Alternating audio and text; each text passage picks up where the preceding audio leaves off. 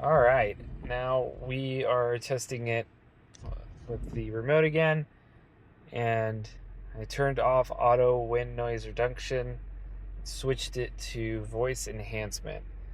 It is raining, windshield wipers are going, car's running, AC's going. It's not raining hard, it's a sprinkle right now, but we're not moving. Once we get moving, then we'll see if it can handle the rain on the windshield as well, or in comparison to when I had it on with the wind noise reduction. So here we go.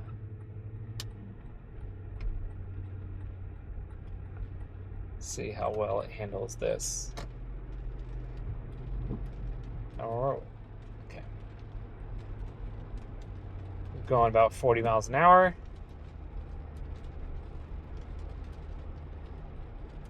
We're getting a decent amount of rain on the windshield now, on the windshield wipers, and not too much road noise because we're not going that fast. So a couple things while using the Luna Ultra that I've noticed. It's nice Land Cruiser. It's crazy. It's another Land Cruiser, another older Land Cruiser. That's two that I've seen this little 10-minute drive. Land Cruiser, buddy. I've been using it with the screen detached for the most part, and when I did a time lapse, when I did the time lapse, the screen would cut in and out, like, just from me not really interacting with it. But I just wanted to see how long the wireless remote would last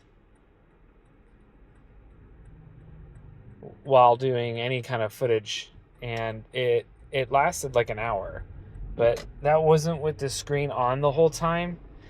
So I was kind of impressed on how long it lasted, but also disappointed because if the screen is going to be on, or if I'm using it like handheld like this, or framing shots, anything like that, I would imagine that it is not going to last very long. I would think probably 30 to 45 minutes max, especially if you're depending on it. I just don't see it lasting that long. Even right now, 67%, and maybe 10 minutes of driving, 10 minutes of use. So like I said, that math checks out about 30 minutes. And as you can see, the screen is on. So yeah, but that doesn't mean it can't get fixed with like a software setting, or if you're actually using this as a microphone more than anything else, I think you'll probably get that true hour's worth. But the good thing is that you get your shot, you do what you need to do, and then once you're done, you just put it back onto the camera itself, and then it starts to recharge again.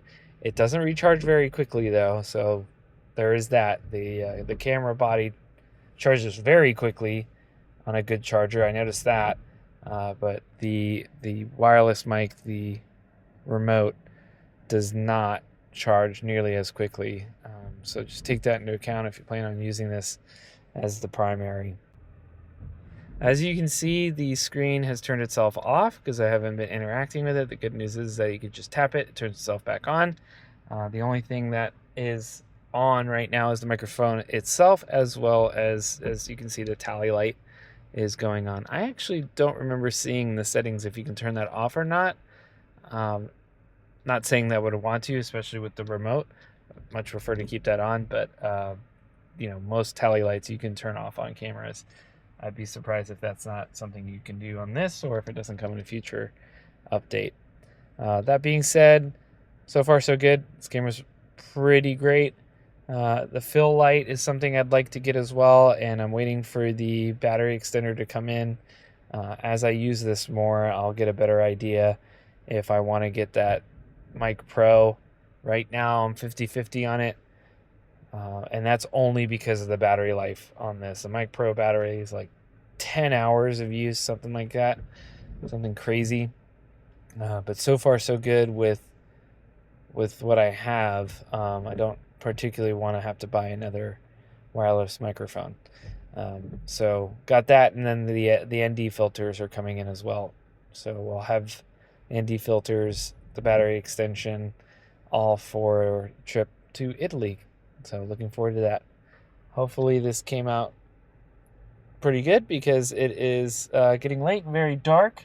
As you can see in the background, I haven't seen the sky since about noon today. Yeah. So, all right.